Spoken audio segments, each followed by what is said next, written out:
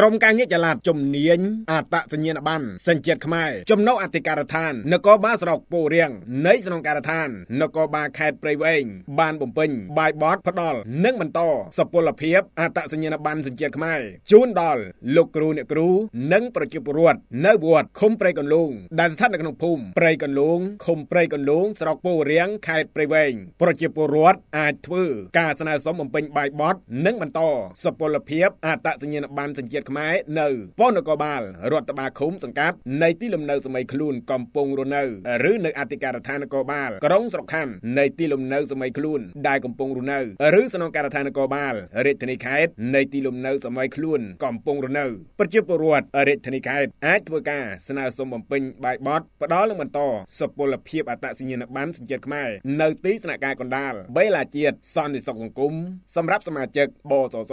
ឬទីស្នាក់ការផ្ដល់សេវាកម្មអត្តសញ្ញាណប័ណ្ណសញ្ជាតិខ្មែរ EON2 សែនសុខឬទីស្នាក់ការផ្ដល់សេវាអត្តសញ្ញាណប័ណ្ណសញ្ជាតិខ្មែរ EON3 មានជ័យ